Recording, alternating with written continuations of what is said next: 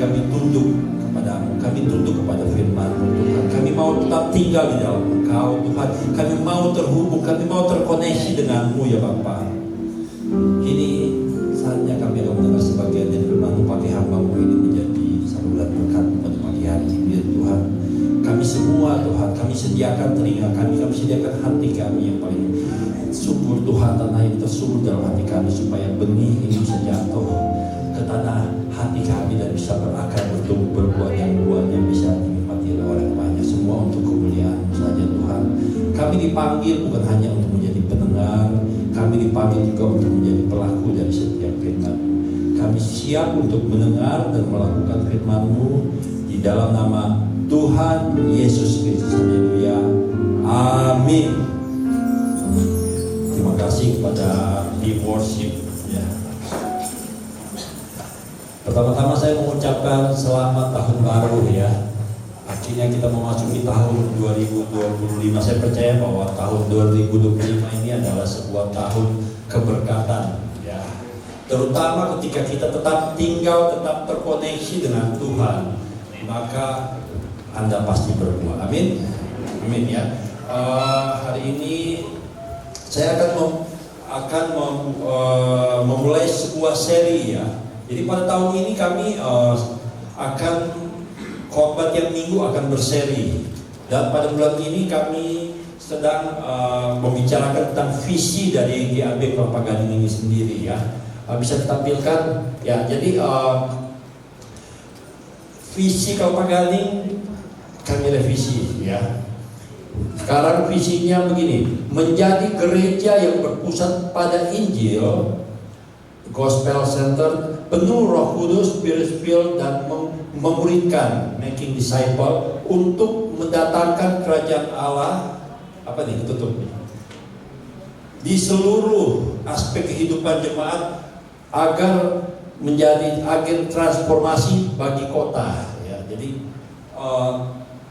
kami mencoba untuk evaluasi lagi dengan visi yang ada, dan kemudian kami mendapatkan ya, inilah yang kami dapatkan, ialah kita akan menjadi gereja yang berpusat pada Injil, penuh Roh Kudus, dan memuridkan ya, untuk mendatangkan kerajaan Allah di seluruh aspek kehidupan jemaat, agar menjadi agen transformasi bagi kota. Jadi tujuan kita menjadi gereja yang berpusat, penuh Roh Kudus, dan memuridkan ialah supaya Anda dan saya menjadi agen transformasi bagi kota ini. Amin. Sebelum kita bisa mengubah kota ini, pertama-tama Anda dan saya harus mengubah diri kita dulu ya. Kita nggak bisa mengubah orang lain kalau diri kita pun kita nggak bisa ubah ya. Oke, hari ini saya akan memulai dengan bagian pertama, yaitu bagaimana menjadi gereja yang berpusat pada Injil ya. Next, di Roma 1 ayat 8, Paulus berkata begini: pertama-tama aku mengucap syukur kepada Allahku oleh Yesus Kristus atas kamu sekalian, sebab telah tersiar kabar tentang imanmu di seluruh dunia. Jadi dikatakan bahwa jemaat-jemaat di Roma itu sangat terkenal imannya di seluruh dunia. Artinya apa? Kenapa terkenal? Berarti mereka punya iman yang sangat baik ya. Akan tetapi di ayat 15 Paulus berkata begini: itulah sebabnya aku ingin untuk memberitakan Injil kepada kamu juga yang diam di Roma. Aneh nggak? Sebuah komunitas yang baik, yang imannya begitu terkenal karena baik, ternyata Paulus berkata bahwa dia harus pergi ke Roma itu. Kenapa? Untuk menginjili. Itu sesuatu yang aneh. Kita mungkin mengenal bahwa ketika kita menginjili orang ialah untuk orang-orang yang belum kenal Tuhan. Tetapi hari ini saya rindu kita semua belajar bahwa penginjilan bukan hanya untuk orang yang belum percaya. Orang yang percaya pun perlu diinjili. Kenapa? Dicatat di next, Roma 1 ayat 21-22. Sebab sekalipun mereka mengenal Allah, mereka tidak memuliakan Allah, memuliakan Dia sebagai Allah, atau mengucap syukur kepadanya. Sebaliknya pikiran mereka menjadi sia-sia, dan hati mereka yang bodoh menjadi gelap. Di ayat 22, mereka berbuat seolah-olah mereka penuh hikmat, tetapi mereka telah menjadi bodoh. Jadi dikatakan, kenapa? Orang-orang Roma tinggal di tengah-tengah orang yang begitu, yang mereka kenal Allah, tetapi mereka tidak mempermuliakan Allah atau tidak mengucap syukur. Sebaliknya, pikiran menjadi sia-sia dan hati mereka menjadi bodoh. Mereka berbuat seolah-olah mereka penuh hikmat, tetapi mereka telah menjadi bodoh. Jadi begini, orang-orang di Roma tinggal di tengah-tengah orang yang begini. Di dalam gereja mereka menyembah Allah, tetapi sebenarnya pikiran mereka berantem. Pikiran mereka penuh dengan kemarahan, dendam. Dan kalau kita mau jujur, apa yang dialami oleh jemaat-jemaat Roma itu pun sedang kita alami hari-hari ini. Kalau kita nonton YouTube, kita sering melihat para hamba Tuhan saling berantem. Bukan hamba Tuhan yang gak terkenal, kadang-kadang hamba Tuhan yang terkenal pun saling berantem. Para gereja memanipulasi jemaatnya hanya untuk keuntungan. Hamba Tuhan menjadi hamba uang. Dikatakan bahwa terjadi persaingan antar gereja hari-hari ini. Dan hal itu terjadi dari zaman dulu. Dan Paulus berkata bahwa karena itu dia harus datang ke Roma untuk menginjili mereka. Oleh sebab itu saya percaya bahwa hari-hari ini gereja pun, termasuk Anda dan saya, kita perlu untuk kembali diinjili. Beberapa bulan yang lalu Pak Gun pernah bawa tentang bagaimana mengkalibrasi hati kita dengan Injil, ya. Mungkin itu akan diulang lagi. Tapi hari ini, tahun ini biarlah kita akan merubah beberapa bagian dari visi dan strategi pelayanan kita. Dan kita rubah lagi fokus kita supaya kita menghasilkan sesuatu yang lebih baik. Nah, next. Kita akan merubah menjadi gereja yang berpusat pada Injil. Ini adalah merupakan bagian pertama dari visi kita. Untuk mengerti menjadi gereja yang berpusat pada Injil, pertama-tama kita harus mengerti apa itu Injil. Injil, kalau kita mungkin tanya ke orang-orang biasa, apa sih Injil? Orang seperti Matius, Markus, Lukas, Yohanes. Itu benar dan sekaligus juga salah. Ya. Injil atau gospel artinya adalah sebuah kabar baik. Injil adalah sebuah kabar baik. Injil bukan sebuah saran. Sering kita berpikir bahwa Alkitab ini ada berisi sesuatu saran, beberapa nasihat. Tetapi gospel sendiri, Injil sendiri tidak berarti itu. Bukan Injil, bukan sebuah saran. Injil bukan sebuah nasihat. Ya. Saya pernah cerita waktu tanggal 25 kisah Daud mengalahkan Goliat. Ya. Daud adalah gambaran dari Yesus. Goliat adalah gambaran dari iblis. Sedangkan orang-orang Israel adalah gambaran dari Anda dan saya. Ketika Daud mengalahkan Goliat, Yesus mengalahkan maut, maka Anda dan saya menerima kemenangan melalui siapa? Yesus. Jadi yang berperang itu adalah Yesus. Anda dan saya hanya menerima kemenangan dari apa yang sudah dilakukan oleh Yesus. Itulah Injil, itulah kabar baik. Injil adalah sebuah kabar baik. Injil bukan sebuah kabar buruk. Ketika seorang raja akan pergi berperang ketika negaranya diserang, sang raja akan membawa pasukannya pergi berperang. Dan ketika dia menang, next, ketika sang raja menang berperang melawan musuhnya, maka dia akan mengirim orang untuk memberi kabar. Inilah Injil, gospel. Sebuah kabar baik. Kabar baik apa? Bahwa sang raja telah menang berperang.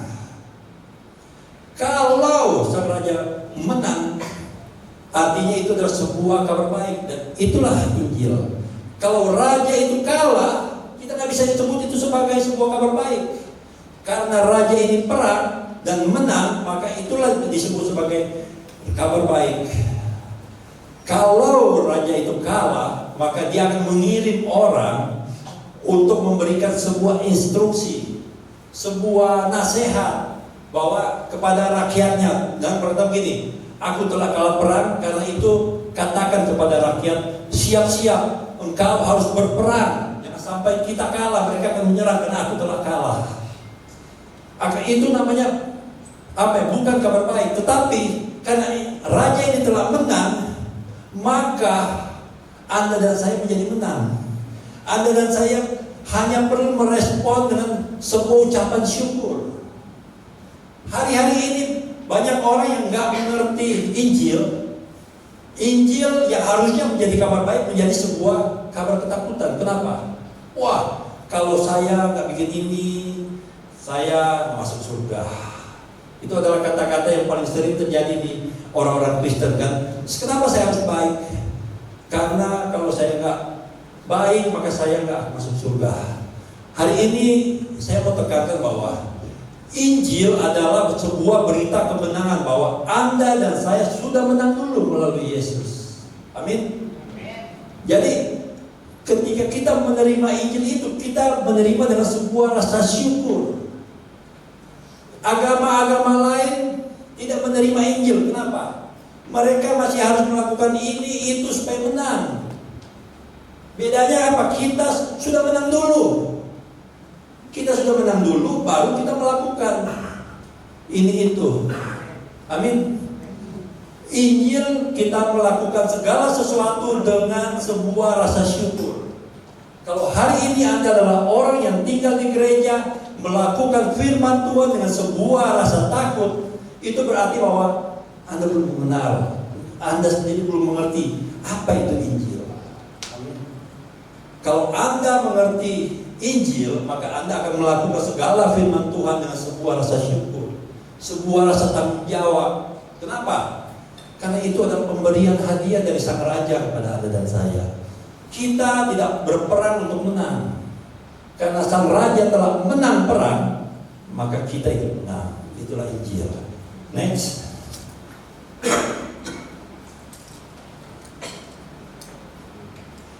Gereja yang berpusat pada Injil adalah gereja yang menjadikan Injil Yesus Kristus sebagai inti dari kehidupan gerejawi. Injil yang merupakan kabar baik tentang keselamatan yang kita dapatkan melalui kematian dan kebangkitan Yesus Kristus bukan hanya merupakan titik awal.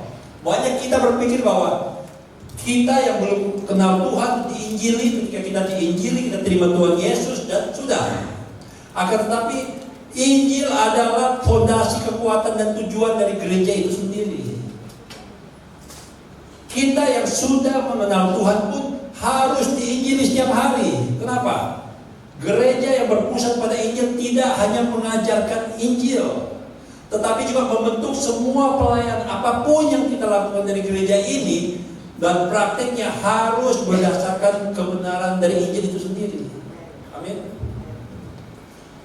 Injil ini bukan hanya kita terima ketika kita belum kenal Tuhan, tetapi setelah kita mengenal Tuhan, setiap hari kita harus mengkalibrasi. Kita harus menyelaraskan kehidupan kita masih sesuai nggak dengan Injil itu. Itulah yang membuat Anda dan saya nggak ke kiri, nggak ke kanan. Kenapa? Setiap hari kita mengkalibrasi. Apakah hidup saya masih sesuai? Apakah hidup saya sesuai dengan firman Tuhan? Apakah hidup saya ini sesuai dengan apa yang Yesus lakukan? Apakah saya masih mirip dengan Yesus atau enggak? Amin.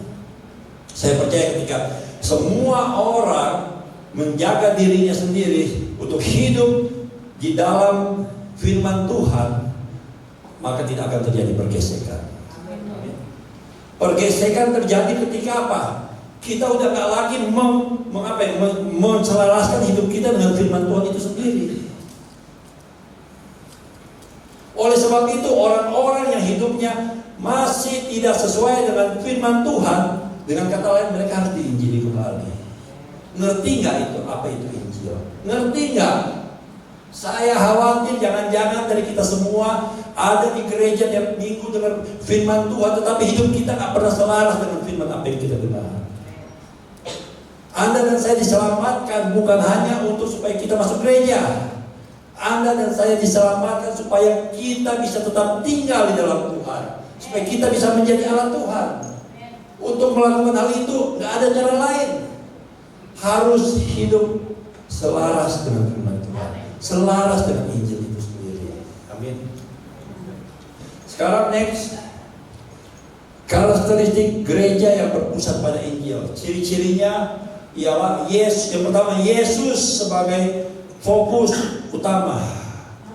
Jadi semua khotbah, semua pengajaran, semua ibadah akan mengarahkan jemaat kita semua kepada Yesus dan karya penyelamatannya di salib. Injil bukan hanya sebuah pelajaran teologi, Injil bukan hanya sebuah ilmu, sebuah ilmu yang ada di dalam Alkitab. Injil adalah sesuatu yang harus kita pakai di dalam kehidupan kita sehari-hari. Setiap kegiatan kita harus selalu selaras dengan Injil itu sendiri. Amin. Yang kedua, ciri-ciri gereja yang berpusat pada Injil: keselamatan oleh kasih karunia. Ini yang paling parah. Banyak kita pergi ke gereja, banyak kita melakukan firman Tuhan, banyak kita yang berdoa, berpuasa. Kenapa? Dalam ketakutan.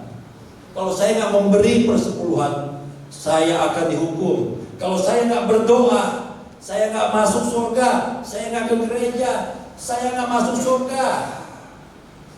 Keselamatan adalah hasil dari kasih karunia Allah dan bukan usaha kita sendiri. Itu camkan dulu. Hal ini menghindarkan kita semua dari legalisme atau merasa kita harus punya prestasi. Kita harus baik supaya diterima Tuhan. Tuhan sudah terima Anda dan saya sebelum kita menjadi orang percaya. Jangan pernah lagi berpikir bahwa kalau saya nggak hidup baik, saya nggak akan diterima Tuhan. Hari ini balik, karena kita sudah diterima oleh Tuhan, karena itu kita harus hidup sebaik-baiknya. Amin. Karena kita udah jadi anak loh. Apa yang dilakukan seorang anak mencerminkan dari bapaknya sendiri. Kalau kita sebagai anak Tuhan tidak hidup dengan sebaik-baiknya, orang akan melihat, jadi Tuhanmu begitu ya. Tuhanmu tukang berantem, Tuhanmu tukang nyinyir. Yang ketiga, pertumbuhan melalui Injil. Ketika pertumbuhan, kita banyak menyelaraskan, kita banyak menstandarkan bahwa pertumbuhan itu dengan pengetahuan. Anda tahu banyak bukan berarti Anda dewasa. Banyak tahu, Anda harus banyak melakukan juga. Apa artinya kita tahu banyak, tetapi kita sendiri tidak pernah melakukan firman Tuhan? Pertumbuhan rohani bukan hanya soal pengetahuan dan moralitas, tetapi transformasi hati melalui pengertian yang mendalam tentang kasih Allah. Apa artinya kita tahu Injil, kita hafal ayat, tapi itu nggak pernah mengubah hidup Anda dan saya? Berarti Injil itu hanya menjadi sebuah pengetahuan, menjadi sebuah hafalan. Injil seharusnya harus menjadi sebuah dasar yang mengubah hati kita. Injil seharusnya menjadi sesuatu yang mengubah perilaku kita. Kenapa kita harus baik pada orang? Kenapa kita harus mengampuni orang? Injil, kenapa? Karena kita sendiri sudah diterima Tuhan.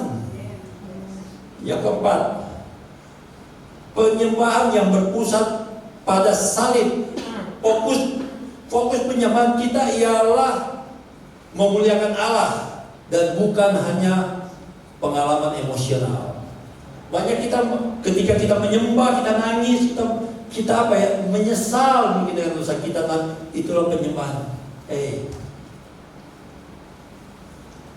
Penyembahan bukan menyesali dosa kita, tetapi kemudian kita lakukan lagi, minggu depan kita nyesal lagi, kita doa lagi, nyanyi lagi, nyembah lagi, nyerah. Kita harus ingat bahwa penyembahan itu harus ada, muncul dari hati kita yang meninggikan Tuhan. Amin. Karena kita meninggikan Tuhan, kita gak mau melukai orang yang kita tinggikan.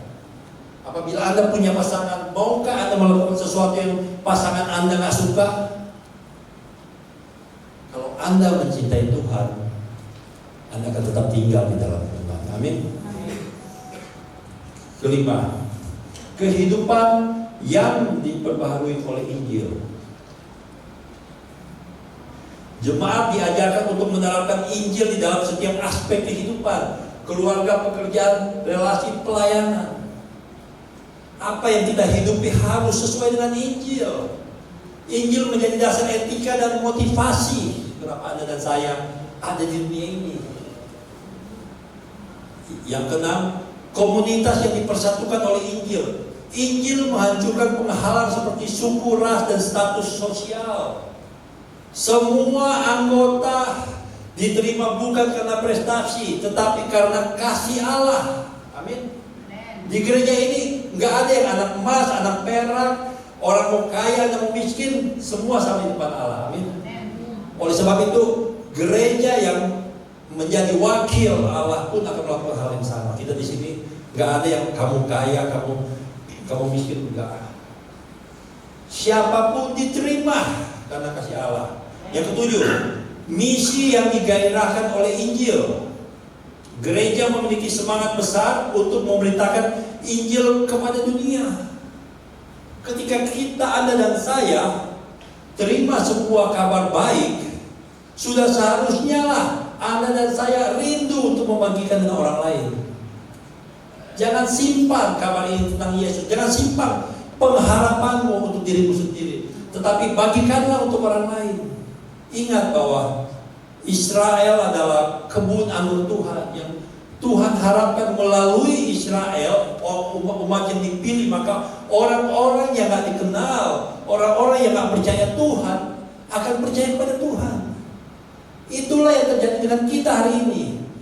Kita gereja adalah Tuhan. Pihak Tuhan mengharapkan bahwa melalui gerejanya orang-orang di luar sana yang belum mengenal Tuhan jadi percaya kepada Tuhan. Amin. Untuk melakukan itu tidak ada pilihan. Anda dan saya harus bermisi. Hidup ini sendiri adalah sebuah misi. Hidup ini adalah sebuah tugas. Ketika kita kenal Tuhan, maka kita menjadi rindu untuk membagikan berita baik itu kepada orang lain. Untuk itu Anda bisa lihat Ibu Yani dan Pak Ardi, saking mereka rindu kepada Tuhan, mereka rela pergi ke bangsa lain. Kenapa? Supaya orang lain bisa mendengar kesaksian mereka, bisa mengenal Tuhan. Bagaimana dengan kita? Gak usah ke bangsa-bangsa lain, ke tetangga kita aja deh, ke orang-orang yang ada di kantor kita mungkin. Maukah kita menjadi orang yang menginjili mereka? Tapi satu hal yang saya mau ajarkan, Anda gak akan bisa memenangkan orang lain kalau Anda gak respect dengan orang yang akan, Anda gak cinta dengan orang yang akan Anda menangkan. Banyak contoh pasangan melihat seorang ibu melihat lakinya hidup gak benar, langsung buang muka, gak mau ngomong. Gimana bisa memenangkan?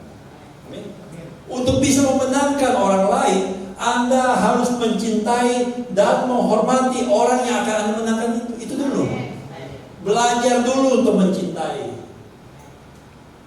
Anda akan pernah, jangan mimpi Anda akan pernah bisa memenangkan orang lain untuk Kristus kalau Anda sendiri tidak mencintai orang yang akan memenangkan. Kasih, bagi dulu. Berkali-kali saya dan Sari bersaksi tentang bagaimana kita memenangkan keluarga nenek tanpa sebuah ajakan satu kali pun bahwa kita akan membawa mereka ke gereja, tetapi karena kasih Kristus, karena mereka melihat kehidupan kami yang berbeda, itulah yang membuat mereka datang kepada Tuhan. Ini kalau Anda hari ini masih hidup tidak baik dengan pasangan Anda, tidak sayang, jangan pernah berpikir bahwa Anda akan bisa memenangkan kehidupan mereka. Amin. Keempat, pemuritan yang berfokus pada Kristus. Pemuritan dalam gereja yang berpusat pada Injil melibatkan pengajaran doktrin yang benar, kehidupan doa dan pembentukan karakter yang serupa dengan Kristus. Pemuritan bukan berarti kita PA, belajar, oh ini ayat, bukan. Pemuritan artinya bagaimana kita didampingi, kita saling sharing dalam hidup kita untuk sama-sama kita bertumbuh. Itulah pemuritan. Yang kesembilan, keseimbangan antara kasih karunia dan kebenaran.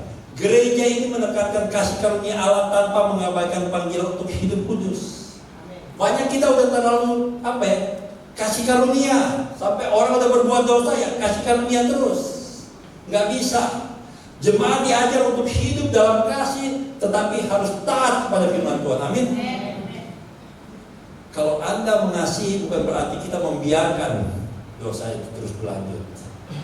Untuk ini saya perlu bantuan dari Ibu Sari dan beberapa orang, karena saya bukan orang yang tegas. Tetapi yang benar, dalam kasih pun kita harus tegas. Kita harus mengajar orang. Nah, next. Untuk menjadi gereja yang berpusat pada Injil, kita perlu melakukan beberapa hal. Yang pertama, kita harus mengajarkan Injil secara mendalam dan menyeluruh.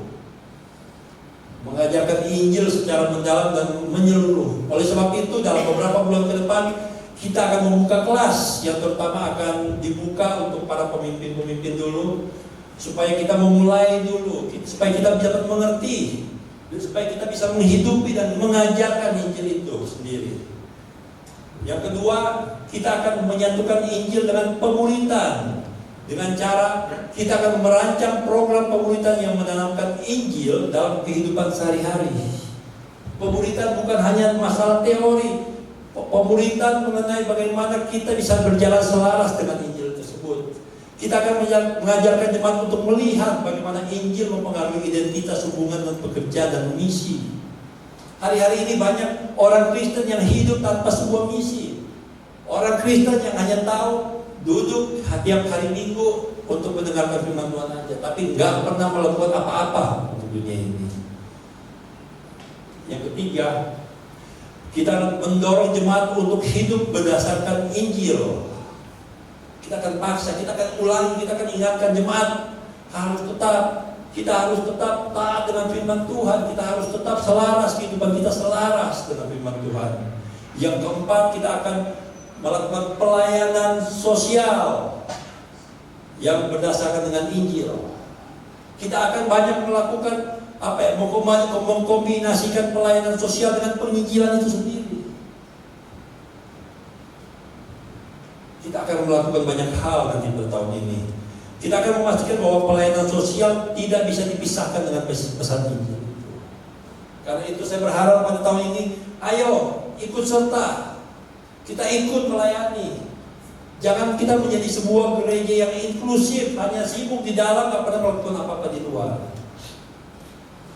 Kita akan mulai belajar melakukan sesuatu begitu. Gak usah jauh-jauh, bahkan tempat ini hanya sekitar sini masih banyak yang akan kita lakukan. Yang kelima, kita akan melatih pemimpin yang berpusat pada Injil dengan cara memastikan pemimpin gereja mencerminkan karakter Kristus, rendah hati dan melayani. Kita akan memberikan pelatihan tentang bagaimana mengintegrasi, menyatukan Injil dalam pengajaran, manajemen gereja, dan pelayanan pastoral.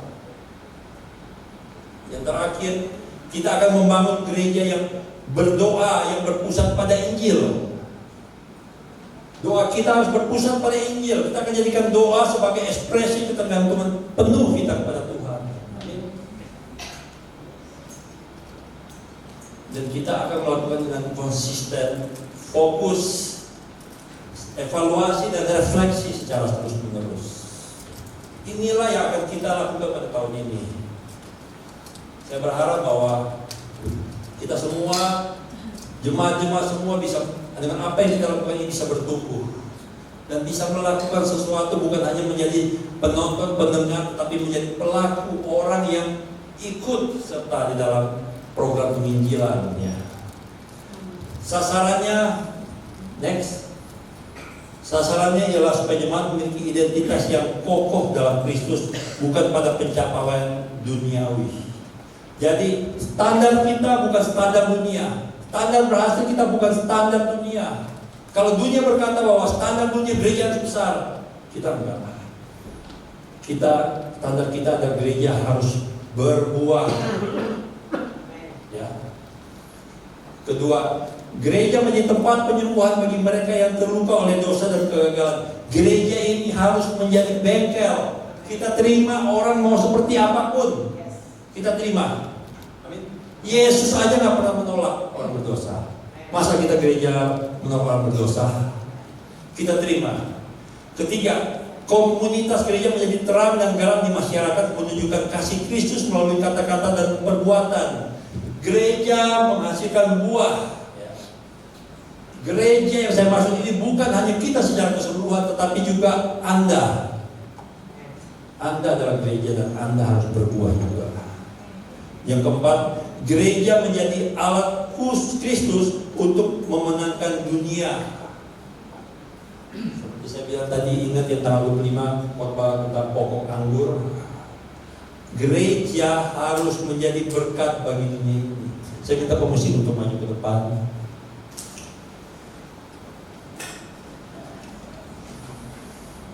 Jangan buang waktu kita.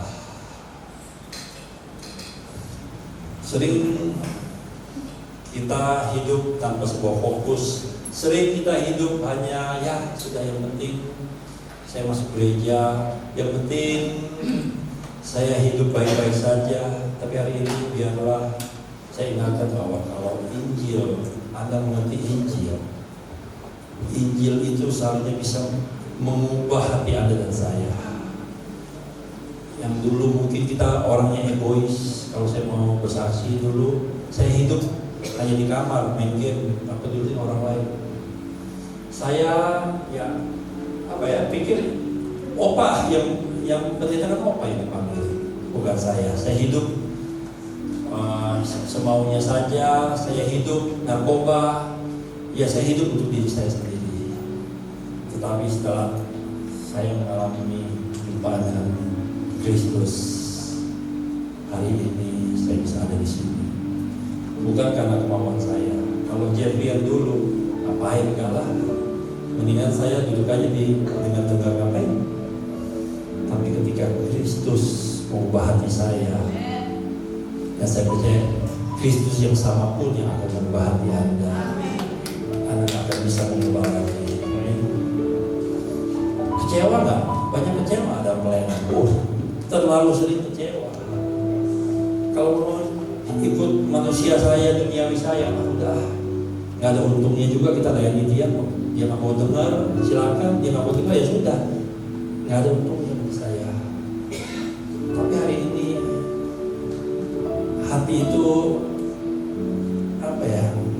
saya bukan memilih untuk nggak mau begitu, tetapi Tuhan yang taruh di hati kita sehingga kita nggak bisa melihat lagi ada orang yang tertindas, ada orang yang sedang sakit, ada orang yang sedang butuh sesuatu yang kita nggak bisa berbuat apa-apa.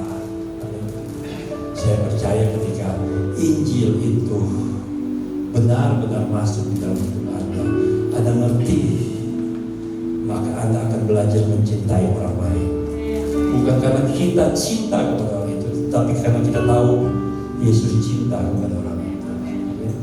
Yuk, kita berhenti menjadi gereja, kita berhenti menjadi pribadi yang hanya apa mau gue. Biarlah tahun ini kita diingatkan lagi bahwa hidup kita harus selaras dengan Injil. Apa mau Tuhan? Kalau hari ini Anda diberkati, percayalah bahwa berkat itu bukan hanya untuk kita. Tuhan ingin berkat yang kita punya hari ini untuk supaya kita bisa bagi dengan orang lain, kita bisa menjadi berkat dengan orang lain. Amin.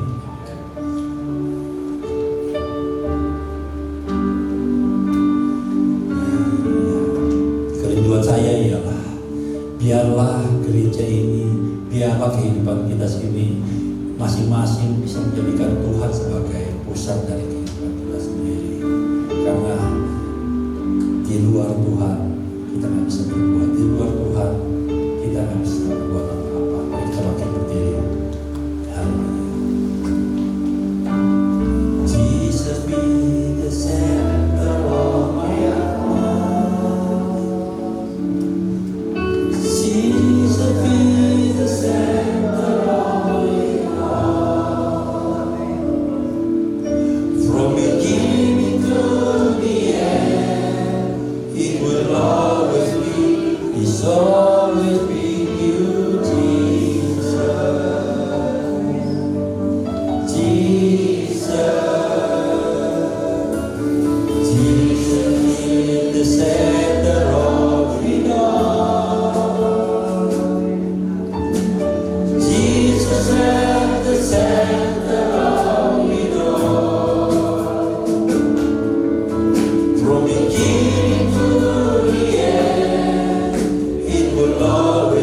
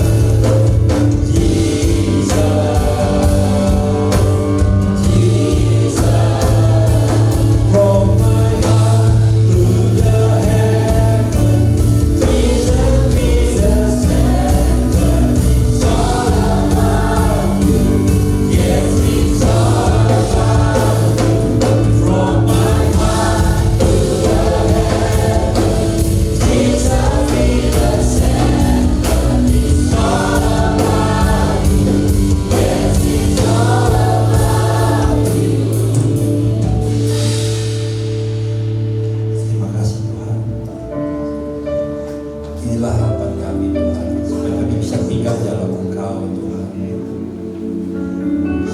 supaya gereja ini bisa menjadi gereja yang memuliakan Engkau. Biarlah hidup kami Kau pakai Tuhan secara pribadi. Kami mengalami apa yang namanya kuasa Injil itu sendiri Tuhan. Kami bukan hanya mau dengar dari kesaksian orang lain, tapi biarlah Injil ini mengubah hati kami, Injil ini mengubah kehidupan kami Tuhan. Kami gak mau hidup untuk diri kami sendiri Tuhan, karena hidup untuk diri sendiri adalah hidup yang paling melelahkan Tuhan. Ketika kami hidup untuk tujuan Tuhan, kehidupan kami menjadi lebih berarti Tuhan. Ketika Engkau disenangkan, kami senang Tuhan, karena kami tahu Tuhan, hidup kami lebih daripada hanya kesenangan kami sendiri Tuhan. Tetapi bagaimana kehidupan kami bisa memuliakan Engkau. Terima kasih Tuhan. Kini saatnya kami akan mengadakan kejamuan kudus Tuhan. Kami siapkan kehidupan kami, siapkan hati kami Tuhan, layakkan kami Tuhan, supaya apa yang kami